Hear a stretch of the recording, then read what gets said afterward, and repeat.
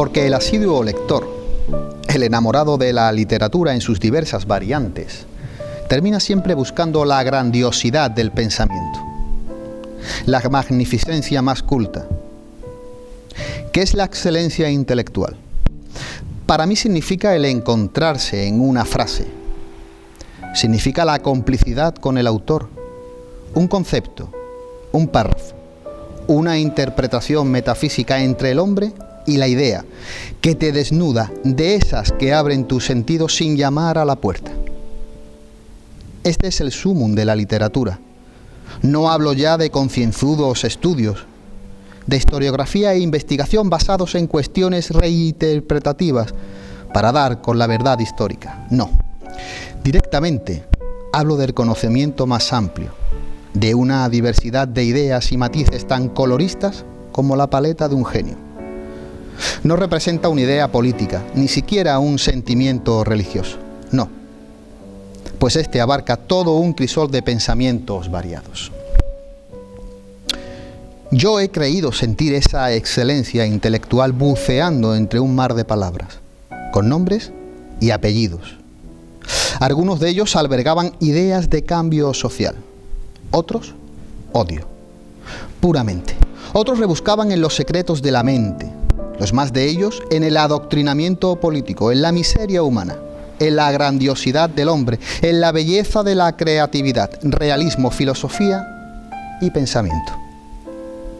Y quizás no me caso con ninguno de ellos, pues el contexto espacio-tiempo es tan real como que hoy estamos aquí. ¿Así? Bueno, así que cuando aprendes a no juzgar, a no cuestionar pasajes y momentos diferentes a tu tiempo, entonces experimentas esa literatura como una prensa saca los mejores almíbares de la fruta. Esa es la excelencia intelectual, o por lo menos mi excelencia intelectual, que mis palabras no son dogmas de fe. El no sentir remordimientos a la hora de leer literatura de calidad, sea cual sea su color, en alabar a quien escribe con un ideario diferente al tuyo, porque incluso así siempre destacarás en su erudición, en su oratoria modulada, en su fina retórica, viva, estudiada, representativa de modo atemporal, aquellas reflexiones únicas que te diferencian de cualquier lector. Buenas noches a todos. Mi nombre y quien os habla, Rafael Montaño García. Sean muy bienvenidos a Café de Levante. Y hoy, bueno, seguimos en este magnífico sitio, en estas magníficas bodegas de Herederos de Argüeso, aquí en Sanlúcar de Barrameda. Y desde aquí vamos a hablar de literatura, de sentimiento, de pasión, de espiritualidad. Y para eso se encuentra con nosotros Manuel García Campos, es escritor y de Jerez de la Frontera. Manuel, todo un placer y bueno, por mi parte encantado de que estés aquí con nosotros. Muchas gracias, Rafa, el placer es recíproco y yo estoy encantado de que te hayas acordado de mí para compartir no sé si llamarla entrevista porque es un tiempo más extenso de lo que suele ser una entrevista y yo estoy encantado de hablar contigo y de expresar mis sentimientos. Y sobre todo en un sitio tan bucólico, ¿no? Lo que hemos nacido en esta Baja Andalucía, en este rinconcito entre Jerez, Sanlúcar, el puerto, tenemos este mundo bodeguero que nos rodea y que ha formado parte de nuestra vida. Bucólico y melancólico. Y romántico. Y romántico. Yo soy ese tipo de persona que se siente cómodo, se regodea en la melancolía, sin ser por ello ningún cenizo. Pero no, para nada. Eso tiene mucho que ver la numerología. Y, en fin, y es una cosita que si quieres podemos hablar un poquito más de ella, sobre la personalidad. Hay una novela por la que realmente nos encontramos hoy aquí, tu primer trabajo, una novela que se llama La luz que buscas, es la que te sigue. Es tu primer trabajo como escritor. Yo quisiera desgranar un poquito el trabajo, pero antes de nada me gustaría que me explicases a título más personal, ¿qué guarda este título? Bien, Rafa, bueno, antes que nada decirte que más que una novela, es una novela autobiográfica, es mi vida. Y el título, La luz que busca, pues yo creo que es lo que todos anhelamos, desde siempre. Encontrarnos a nosotros mismos, obtener la seguridad que siempre hubiésemos querido. Pero en mi caso, la luz que busca fue un título que no vino a mí. No, quiero decir, perdón, no salió de mí, no salió de mi mente, de mi imaginación. Pues vino a mí, al igual que vinieron pues muchísimas cosas a raíz de un momento en mi vida muy duro y muy traumático y que me cambió la vida. Y de todo ello pues va mi libro. Si quiere ahora lo desgranamos un poquito. Manuel, ¿qué ha significado para ti el acercamiento a la literatura? Pues es algo que me da la vida. Me hace levantarme con ilusión por hacer lo que realmente me gusta. Es una vocación que yo tenía dormida, que ni siquiera yo sabía que podría escribir humildemente como escribo. Yo no me considero escritor, porque escribir puede escribir cualquiera. Tengo una amiga escritora que me dice: Manuel, los escritores son los que viven de la literatura. Y creo que tienes razón, pero hay otras personas que debato con ellas sobre esto y me dicen: pues no, Manuel, no todo el mundo tiene la capacidad de saber plasmar al papel ni transmitir su sentimiento de esta forma. Pero bueno, yo solamente sé que no sé nada, como Sócrates. Entonces, escribir para mí, pues, fue como una necesidad. Fue una necesidad. Yo necesitaba expresar todo lo que tenía dentro de mí. Y comencé a hacerlo después de experimentarlo de otra forma. En definitiva, es transmitir tu inquietud, lo que tú quieres hacer. Y yo en mi caso pues decidí salió naturalmente haciendo vídeos. Yo hacía vídeos, al principio tenía como objetivo promocionar mi tienda, que tengo una tienda dedicada a artículos de la India en Jerez, pero inevitablemente pues salió el sentimiento, el dolor que en ese momento estaba pasando, por lo cual pues fui criticado por personas que no comprendían por qué yo era capaz de hablar de ciertas cosas que eran como un poco tabú. Bueno, eso suele pasar, Manuel, sí, a todos los que se aventuran a hacer algo de cara al público, ¿no? A esa crítica, ¿verdad? Sí, esa etapa ya pasó. Yo tenía necesidad de encontrar respuestas y la encontré mediante el conocimiento. Yo no veía la tele, no escuchaba la radio, todos los hábitos que yo tuve hasta el momento pues dejaron de interesarme y solamente me interesaba leer, nutrirme, escuchar conferencias. Yo comencé a leer con 19 años, en la mili, por puro aburrimiento. Yo estaba en el cuerpo de guardia, siempre era turuta, y llegó a mis manos Caballo de Troya, de JJ Benítez, y me cautivó. Descubrí un mundo pues que era desconocido para mí en esos momentos.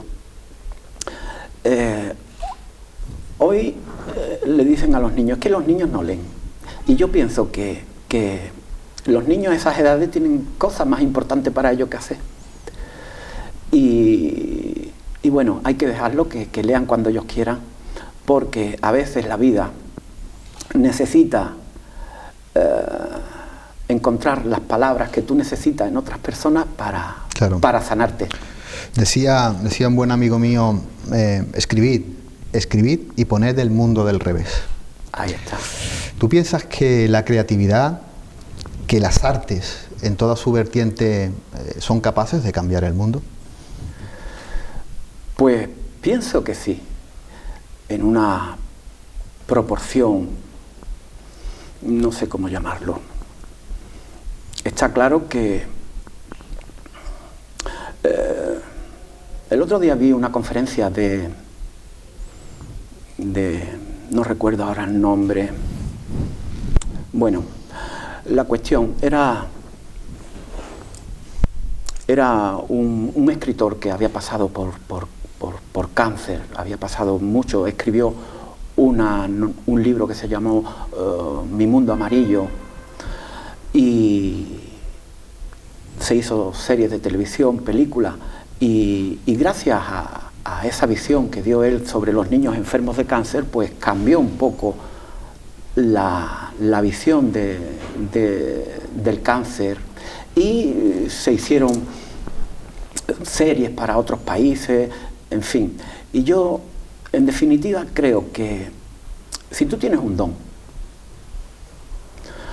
pues tienes que darlo a conocer al mundo. No quiero decir con ello que yo tenga ese don.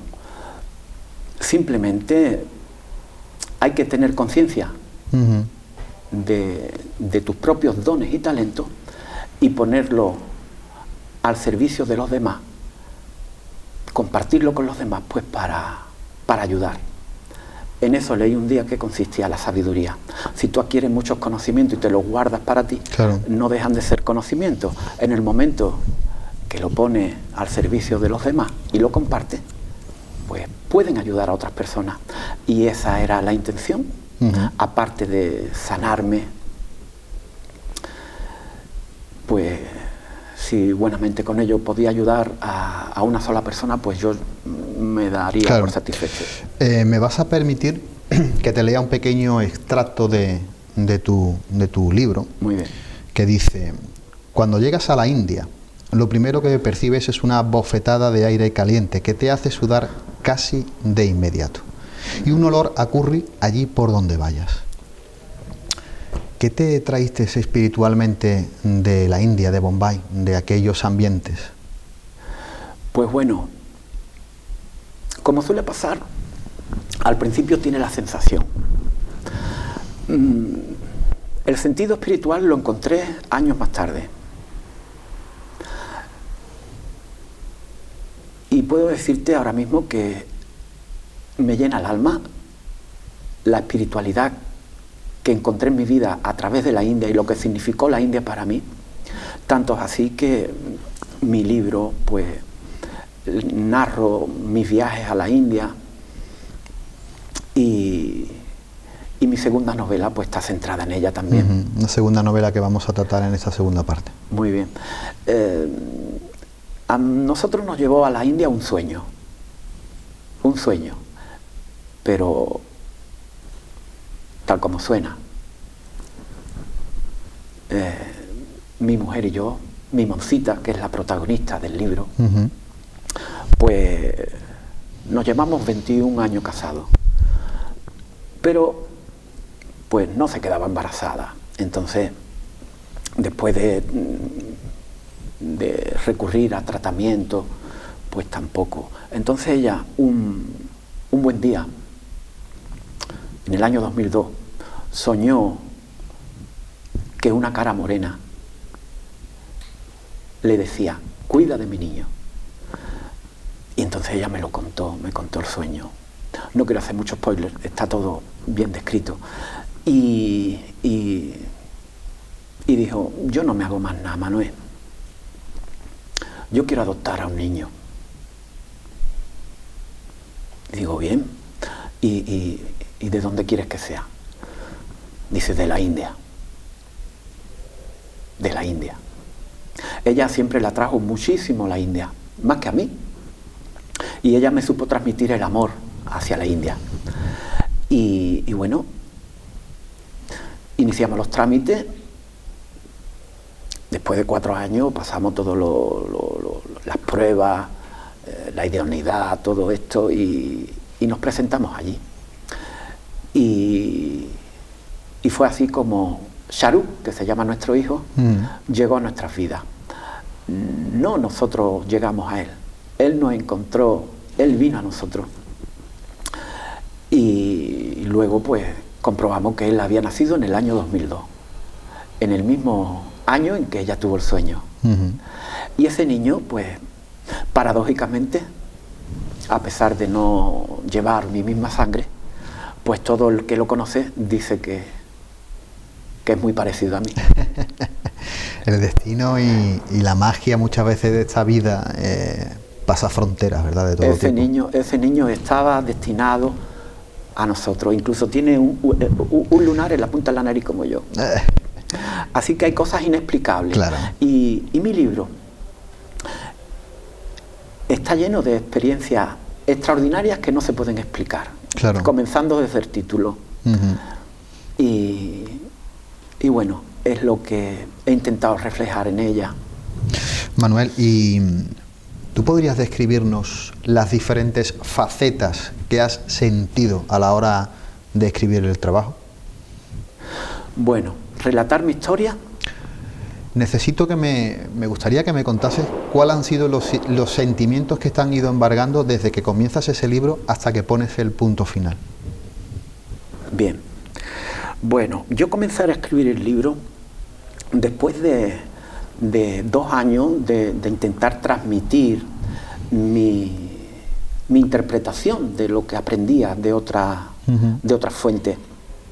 Y fue por ello que conocí a 2 personas, 2 amigas que ahora son parte de mi vida, que son Ángeles y Desiree. Ellas son las prologuistas de mi libro. Y me preguntaron: Manuel, ¿tú por qué no escribes? ¿Tú por qué no plasmas en un papel todo lo que sientes? Porque aparte de ayudarte a ti, puede ayudar a otras personas. Entonces, al principio fui un poco escéptico en la cuestión, pero como yo había escrito poesía, siempre escribí poesía, pero nunca se me pasó por la imaginación escribir un libro. Y entonces comencé a escribirlo. La primera sensación pues fue como de sorpresa al ver que era capaz de hacerlo. Claro. Poco a poco me fui animando y yo me pregunté, bueno, ¿de qué puedo escribir? Y decidí, pues ¿de qué voy a escribir sino de mi propia historia, de lo que yo tengo en el alma. Claro. Y fue así como comencé a escribir.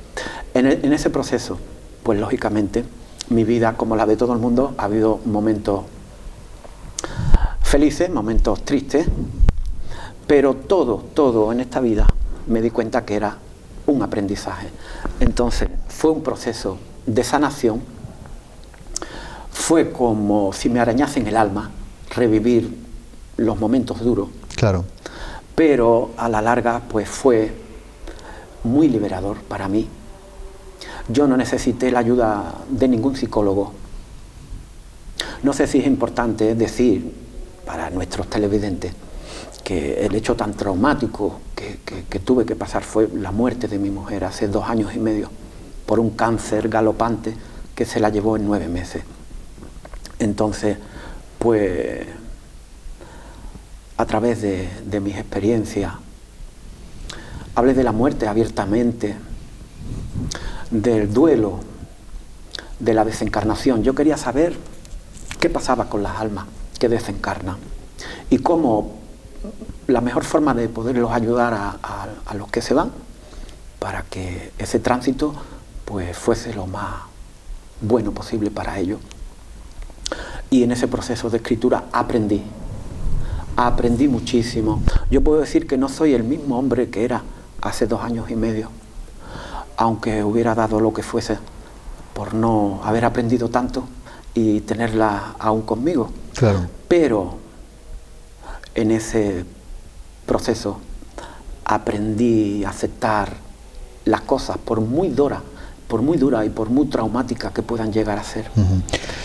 Manuel, desnudar el arma de par en par y abrirlo, digámoslo así, a los agentes externos en este siglo XXI tecnológico, rápido, en muchos casos convulso, ¿piensas que es sano en muchas ocasiones hacerlo? Bueno, yo te puedo hablar por mí. Yo siempre fui una persona muy transparente. En el momento en que nacemos, nos inoculan con creencias limitantes que te condicionan toda la vida. No te muestres tal como eres porque serás más vulnerable. Claro. Me decía mi padre. ¿Por qué hablaba tanto de ti? Y eso es lo que a la gente le extraña. de los vídeos que yo hacía. Ujú. Entonces, yo siempre confié en los extraños. Hay personas tan herméticas que son incapaces de conocerse a sí mismos. Entonces, yo de siempre fui una persona bastante abierta y hablaba de cualquier cosa con cualquier persona. Y sencillamente hablar de mi dolor, de mis sentimientos abiertamente, pues a mí me ayudó bastante. Fue muy sanador. Yo no necesité ayuda psicológica. Fui mi mejor psicólogo.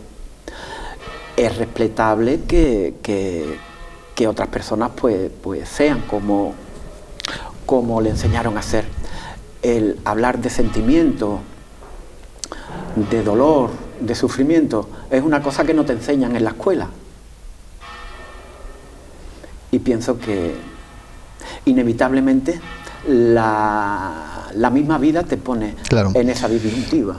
Antes de pasar a publicidad, me gustaría preguntarte, aunque creo que la has descrito en las diferentes exposiciones que nos has hecho, ¿cómo llegas a confluir, cómo llegas a, digamos que a poner en paralelo esa línea del dolor y esa línea vital o esa línea espiritual que te hace seguir adelante? ¿Cómo confluyes esas dos vertientes para que realmente puedas guardar una armonía, ¿no?, en tu día a día? Pues mira, yo era una persona bastante negativa. Siempre vivía con miedo. Siempre preocupado, que si por la economía, qué es lo que pasará por el mañana. Bastante materialista. Y llegado esta circunstancia, la muerte de mi mujer, pues yo sufrí mucho.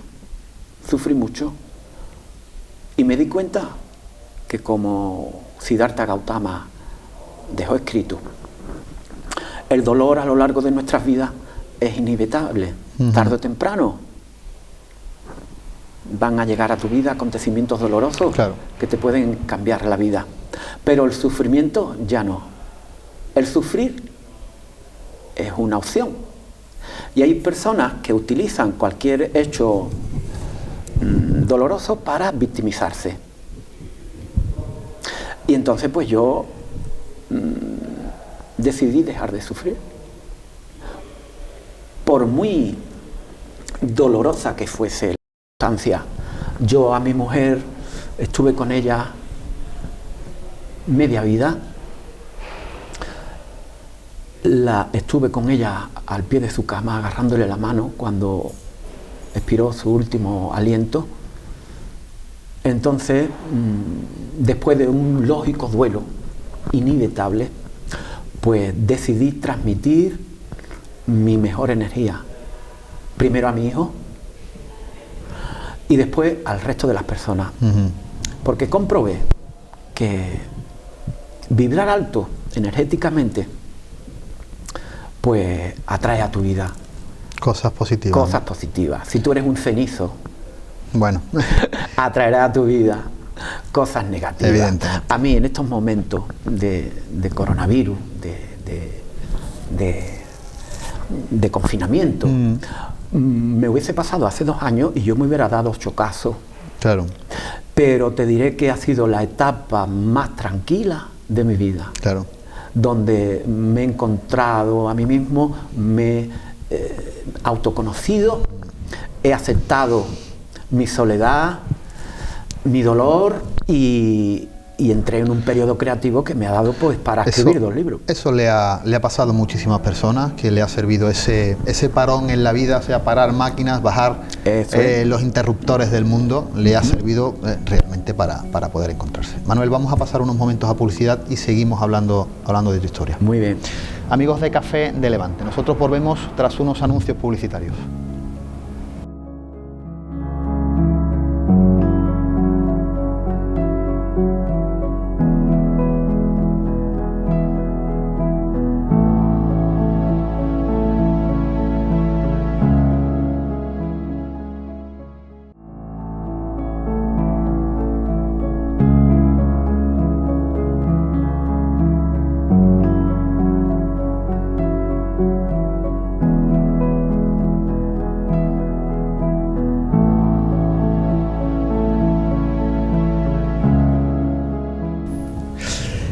Amigos de Café de Levante, amigos de Costa Noroeste Televisión. Nosotros seguimos hablando con Manuel, hablando de su experiencia vital, hablando de su libro, de esa literatura que le cambió la vida. Manuel, nos quedábamos en ese confinamiento, nos quedábamos en ese crecimiento personal, en ese crecimiento espiritual. Dicen que nunca se ha escrito nada sobre los cobardes. Hablabas antes del miedo, con lo cual te pregunto, ¿no crees que la vida realmente es muy corta para vivir con miedo? Pues sí. Hay que ser valiente para vivir. Y como te he dicho antes, yo era miedoso, pero me he dado cuenta que al miedo hay que enfrentarlo. Uh-huh. Y no se trata de dejar de tener miedo, sino de aprender a vivir con él. Entonces, nunca se escribió nada de los cobardes, como tú bien has dicho, ¿verdad? Entonces... O por lo menos nada bueno. Nada bueno, claro. Entonces, pues yo creo que hay que ser valiente para todo. Hay que ser valiente en la vida, hay que ser valiente en el amor, hay que ser valiente en el sexo, en todo. Uh-huh. Hay personas que tienen un desengaño amoroso y conocen a alguien y se escudan en el miedo. No, es que yo he sufrido mucho. Bueno, a lo mejor tiene al amor de tu vida delante y por miedo, claro, lo dejas escapar. Porque hay personas, aprendí muchas cosas en este proceso, en estos 2 años y medio. Aprendí que nadie puede venir a tu vida a darte algo que ya tienes tú dentro de ti. El amor comienza por ti mismo. Uh-huh. Si tú no te quieres, difícilmente nadie te querrá. Evidentemente. Entonces, ¿qué pasa cuando 2 personas carentes y con miedo al amor se enfrentan y se encuentran? Si tú eres un cenizo, tú eres otra ceniza, ¿qué puede pasar ahí? Hay una chimenea recién apagada. ¿Y qué puede pasar entonces si tú vienes ya feliz, trabajadito de casa, claro, y encuentras a otra persona que es igualmente feliz que tú? Pues que compartan su felicidad. Claro. Nadie va a venir a rellenar un hueco que solamente puede ser llenado por ti. Oye, Manuel, ¿es cierto que la primera edición del libro se vendió incluso antes de salir a la luz? Pues bueno, casi. Bueno, decirte que mi libro es autopublicación, edité con Círculo Rojo. Sí. Es una opción que hay para los escritores noveles, que yo recomiendo totalmente. Bueno, para los noveles y para los no noveles. Para los no noveles. Hay muchos escritores importantes o escritores que ya tienen un bagaje literario que han utilizado estas plataformas porque son libros un poco más personales o porque quieren, claro, para otro sector, ¿no?, familiar, y lo hacen y es totalmente... Lógicamente, no publican a cualquiera. Yo contacté con Círculo Rojo, que es líder de una editorial líder de autopublicación en España. Ellos son de Almería. Correcto, son andaluces. Sí. Eso es. Y bueno, les envié la obra. Contacté con ellos, vi una publicidad de ellos y le envié la obra. Y bueno, ellos tienen un departamento especializado en lectura de todas las obras y bueno, para mi sorpresa, pues me la aceptaron. Yo creía que iba a servir para papel higiénico, pero no. Le encontraron una calidad mínima para ser publicada. Y fue así. Entonces, perdona, te respondo a esto. Claro, para comenzar, pues empecé pues con 200 ejemplares. Dice, llevan 2 ediciones vendidas. Eso puede parecer que has vendido 10.000 libros. No, más quisiera yo. Pero sí, los 200, la primera edición ya estaba vendida, nada más que con los amigos. Claro. Y claro, yo como hago promociones, spoilers en mi Facebook, y promocionalmente pues me las bandeo bastante bien, pues hice una segunda edición. Lo que pasa que llegó lo del confinamiento y yo sé que la labor de un escritor no acaba cuando lo escribe, luego hay que venderlo. Y ese quizás es una contra que tiene autopublicar. Ellos te editan, te publican, pero te lo colocan en los portales de venta digital, pero cualquier tipo de promoción pues te lo tienes que hacer tú, o sea, tú tienes que vender el libro. Claro. Oye, Manuel, ¿tú cambiarías algo del libro? Pues no cambiaría nada. Estoy bastante satisfecho con el resultado, y porque además la crítica de los lectores que me escriben, pues así me lo hace pensar. ¿Sabes? Dicen que reciben ayuda, que les ayuda realmente. Claro. Está catalogado como de autoayuda. Y bueno, no cambiaría nada, porque si yo cambiase algo del libro, sería como si quisiera cambiar algo de mi vida. Y no cambiaría nada. ¿Desaprender lo aprendido es una forma de renacimiento? Pues sí, es un nuevo renacer. Paradójicamente y tristemente la muerte de mi mujer pues fue como un renacer para mí. Y claro, desaprender lo aprendido, ¿te das cuenta de esa palabra?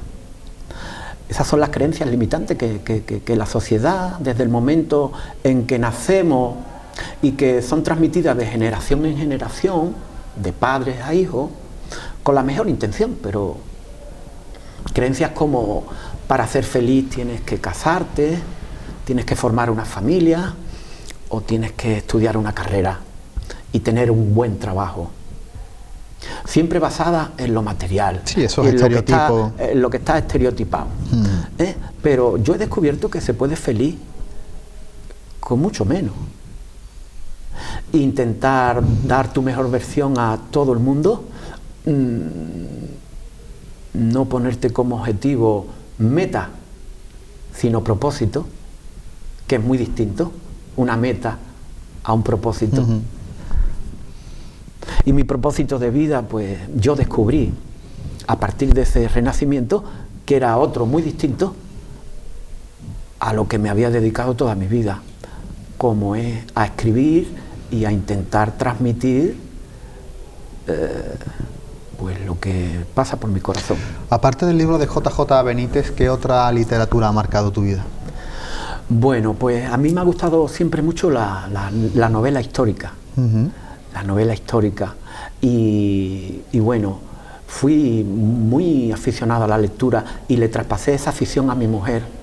Y se convirtió en una lectora empedernida. Ella era socia del Círculo y llegamos a tener una colección de casi 1000 ejemplares, que luego con tantas mudanzas pues tuvimos que desprendernos de muchas. Pero si te soy sincero, quiero ser muy sincero contigo, he leído menos de lo que pudiera parecer.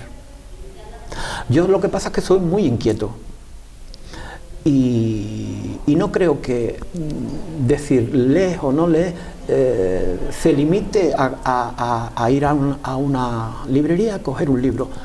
Yo es que me llevo todo el día leyendo.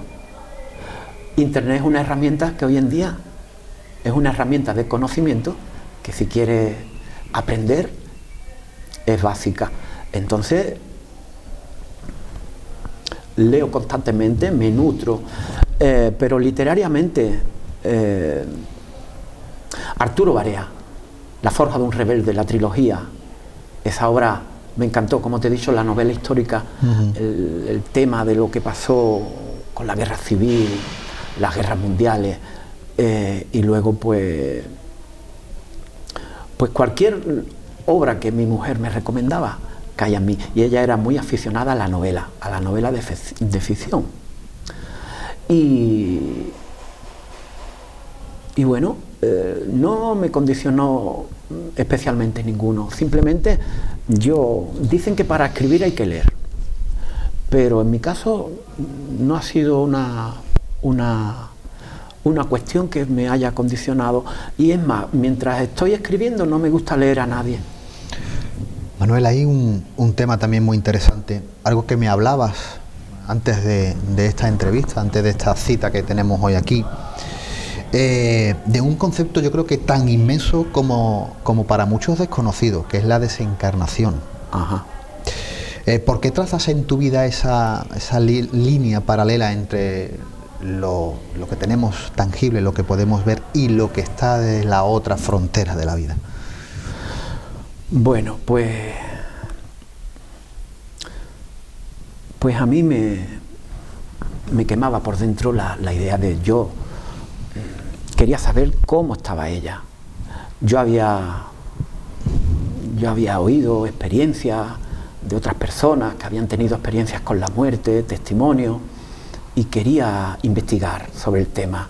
Y fue así como llegó a mí un libro de Kathleen Kubler-Ross, que fue una doctora suiza, creo que era, que dedicó pues media vida a atender a las personas que estaban a las puertas de la muerte.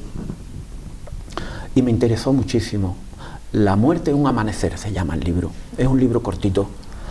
Y entonces pues fue así como yo sentí la necesidad de saber qué había pasado, qué pasan con esas personas.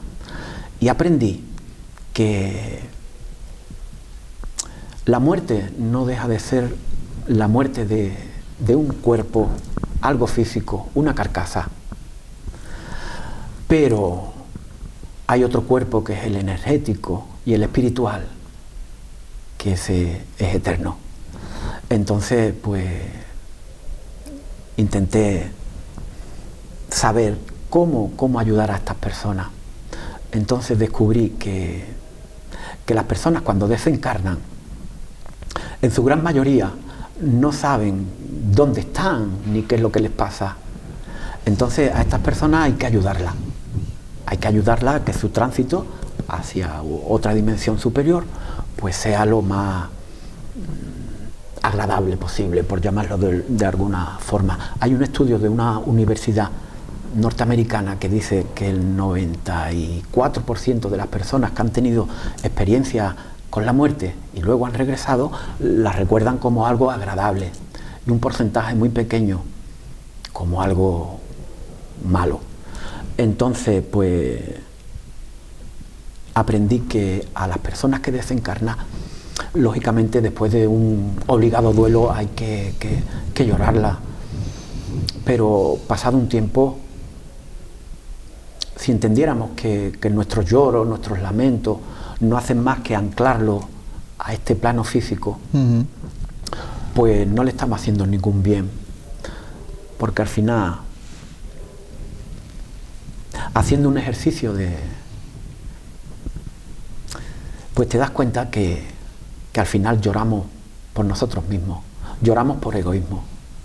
Lógicamente, bueno, es una forma también natural del ser humano, ¿no? Claro. Hay que desahogar de alguna forma. Claro que sí. Entonces, pues, pero aprendí que hay que aceptar los reveses de la vida, tal como vienen, aceptar el orden divino del universo. Hay aquí unas anotaciones que tengo, que son causas del temor, por ejemplo, a la desencarnación. Dice: la muerte es un fenómeno natural e inexorable. No obstante, es temida.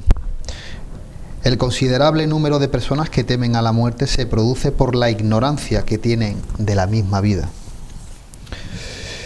Más allá, por supuesto, del sepulcro. A medida que el hombre comprende mejor la vida futura, el temor a la muerte disminuye. Una vez esclarecida su misión terrena, aguarda el fin tranquilo, resignado y sereno. La certeza de la vida futura le da otro curso a las ideas, otra mira al trabajo. Antes de ella, nada que le prenda del presente. Después de ella, todo por el futuro sin desprecio del presente, porque sabe que aquí depende de la buena o la mala dirección de este. En este concepto tan metafísico o tan filosófico, ¿dónde podemos dejar la religión en este concepto? Porque eso sí es un ancla para muchas personas en esta vida terrenal. Bueno, hay que diferenciar mucho lo que es la espiritualidad y la religión. Hay un capítulo en el libro donde hablo de ello, y hablo sobre las mentiras de la religión y las mentiras sobre la espiritualidad también. No sé de qué forma quiere que te hable del tema. Es tan simple porque hablamos de esa desencarnación, hablamos de esa espiritualidad, de ese viaje al más allá, metemos, digamos que todo ese conocimiento todavía que podemos saber y que está por descubrir. Pero evidentemente para la gente que está hoy aquí, para la gente que está viva y para muchas personas, la religión sigue siendo un lastre, una mochila llena de piedras o un ancla que le impide quizás abrir del par en par esa espiritualidad, ¿no? Hombre, porque están condicionados por las creencias. Inevitablemente, todas las personas que despiertan espiritualmente, todas o una gran mayoría, han despertado a raíz de un acontecimiento traumático. Entonces, yo con mi libro, pues lo que quisiera es que no fuese necesario llegar a ese límite para darte cuenta de muchas cosas. Claro. Porque hay dos cosas seguras en la vida. Una es que nacemos y otra es que morimos. Hay personas que ven en la muerte algo tétrico. Pero yo creo que es más tétrico, pues, soñar con cosas que difícilmente se pueden cumplir, o soñar con un amor que nunca vendrá a tu vida, o planear un viaje que nunca sabes qué hará. Y sin embargo, hablamos de la muerte, y la muerte está ahí. Solamente nos falta fijar fecha y hora. Bueno, también es verdad que en otras culturas, incluso en nuestra misma cultura, en nuestra misma sociedad, pero generaciones atrás, la muerte estaba más viva, estaba más presente. Era algo que convivía con el ser humano, y no nos tenemos que ir a 300 años, ni 400, ni 500. En el siglo XIX realmente la tasa de mortalidad era bastante alta, con lo cual la gente convivía diariamente con esa muerte, algo que con el siglo XX, con las vacunas y con, bueno, por una mejoría en este caso de la salud y de la medicina, hemos ido alejando, pero a la vez nos da más miedo, por eso que la hemos ido alejando. Sí, y porque la desconocemos. Claro. Simplemente tú temes a lo desconocido. Hay países como México que adoran a la muerte. Sí, bueno, tienen incluso la adoran, tienen una imagen para ella. Claro. Entonces, simplemente hay que aceptar que la muerte forma parte de la vida. Y contra más preparado estés para morir, pues tu tránsito hacia la otra vida será más fácil. Yo quería, pues, ahondar un poquito en ese tema y decir a nuestros televidentes que mi libro es un libro duro, pero real. Y no solo hablo de la muerte, hablo de otras cuestiones, pues, como es la esperanza, el ego, la espiritualidad, el miedo, pero sobre todo con un mensaje claro, que es que siempre se puede salir de cualquier cosa. Dicen que la muerte te golpea, pero nunca, la vida te golpea, pero nunca te noquea. Y es verdad. La industria musical está llena de letras, de canciones. Sin ti no soy nada, mi vida eres tú, si tú me dejas me muero. No, nadie se muere por nadie. Por mucho que tú hayas amado a esa persona, hay que seguir viviendo. Y lo que he aprendido a raíz de mi historia, después de haber aprendido mucho sobre la desencarnación, sobre el duelo, sobre la espiritualidad, no hay nada que esté escrito ahí que no haya pasado antes por mí y lo haya confrontado ante mí, y mis propias experiencias extraordinarias las he pasado yo. Claro. Empezando desde el título del libro. No quiero adelantar mucho, pero lo que relato ahí no viene más que a certificar que la vida y la muerte, lo que siempre trae de la mano, es siempre vida. Nos comentabas en la primera parte de la entrevista que estás inmerso, o casi terminando otro segundo trabajo literario que sigues, que estás a punto, ¿no?, de terminar o a punto de presentar. Cuéntanos unas pinceladas antes de que nos marchemos. Muy bien. muy rápidamente. Bueno, yo cuando terminé de escribir mi libro, pues me quedó ese gusanillo. Y claro, para mí fue un reto, pues decidir a escribir una novela de ficción como esta. Porque claro, para mí escribir mi libro, La luz que busca, pues fue relativamente fácil, porque estaba mi vida, mi alma, mis sentimientos, mi dolor ahí. Pero quise escribir de algo y no lo tenía claro. Y le pregunté a mi niño: Charo, hijo, ¿tú te acuerdas de la India? ¿Qué te acuerdas? Él llegó con 7 añitos. Y dice: no, papi. Digo: qué embustero eres. Y fue así como nació Vishnu, una historia de ficción centrada en una familia pobre, humilde, un hermano y una hermana, pero con un trasfondo muy, muy real, como es la esclavitud y la explotación infantil en la India.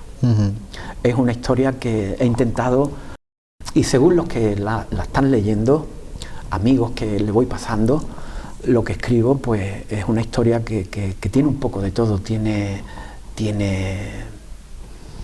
amor, tiene aprendizaje, tiene emoción, tiene sentimiento, tiene espiritualidad, tiene instinto de superación, y todo ello enmarcado en la India y con giros que intento darle a la novela para que el lector no pierda la intensidad. Y bueno, si Dios quiere, pues estoy ahí en conversaciones, vibro mucho. Voy a intentar que una editorial se fije en ella y me la publique. Vamos a probar otra opción en la literatura, porque verdaderamente encargarse personalmente de vender los libros es bastante complicado. El tema este del confinamiento me ha parado muchas promociones, y vamos a hacer una presentación en Lebrija, en Sevilla, y bueno, espero que se disminuyan las restricciones y podamos dedicarnos. Y bueno, y si Dios quiere, pues ya está terminada, me queda un capítulo y bueno, promete. ¿Qué voy a decir yo? Promete, creo que puede gustar mucho y que puede ser un éxito. Ojalá. Mi intención no es otra que hacer transmitir pues esa bella historia, Vishnu y los hijos de la miseria. Y bueno, si Dios quiere, pues estará pronto en el mercado. Pues amigo Manuel, ha sido un verdadero placer hablar un poquito de tu experiencia, de esa espiritualidad que te llena, de esos cambios y esa manera de reencontrarse a sí mismo, y por supuesto de este nuevo libro del que está al caer y el que tenemos hoy aquí. Bueno, si me permite deciros, si puedo enseñar a la cámara el libro, decir que está disponible en Amazon, en los portales digitales, Amazon, Casa del Libro, en Jerez está en la librería El Laberinto, y por supuesto en mi tienda Renuca India, Medina 7, en Jerez. Muy bien, un placer, Manuel. Igualmente, encantado. Amigos de Café de Levante, nosotros volvemos para la semana que viene con nuevos invitados y nuevos temas sobre nuestra mesa. Le dejamos ahora con el rincón literario de don Eduardo Domínguez Lobato. Por mi parte, que sean muy felices, tengan muy buenas noches y un saludo de este que os habla, un tal Montaña. Y así, día tras día, mes tras mes, curso tras curso, hasta que surge lo inesperado, y lo inesperado en la historia de aquí, en nuestra historia. Surgió al finalizar el 10º mes, bajo la forma de aquel tribunal seglar, que un buen día, o mejor, un mal día, apareció por las noticias grave, pesado y lento, con el propósito legalmente aprobado de someternos a un torbellino de situaciones inquisidoras y envenenadas que pondrían a prueba, según se anunciaba oficialmente, nuestra capacidad para ostentar con la mayor dignidad posible el título de ciudadano elemental. Revuelo y turbación en la ciudad. ¿A qué viene esto?, preguntaban algunos. ¿Es que no basta con estar aquí encerrados tantos meses? Por desgracia, Estas y otras lamentaciones no cambiaron en absoluto el curso de las cosas, y ante lo irremediable, no hubo más remedio que acatar, resguardar el silencio y probablemente estudiar, que esta era la intención de muchos. Nos recluimos, nerviosos, en las habitaciones, decididos a impregnar nuestros cerebros de algún texto, alguna novela, endemoniados como estábamos ya, tal vez por la excitante situación, o quizá como secreta venganza a nuestro olvido de ciudadano anterior. Y así danzaban en nuestras cabezas de forma inaprensible y etérea novelas, teoremas, glorias, poemas de la literatura nacional y universal, y así aparecían y se esfumaban nuestros ideales, alucinados con exasperante insustanciabilidad de duendecillos, juguetones.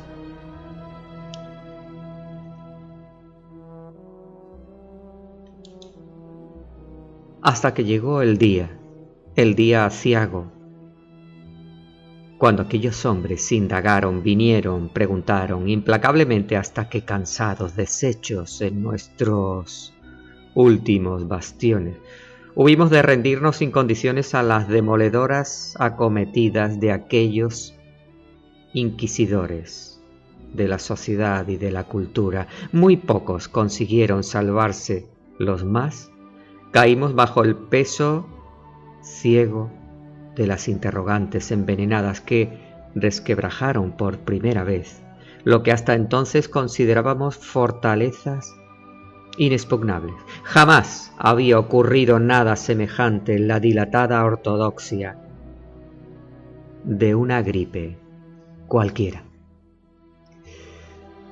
Les habló Domínguez Lobato Eduardo.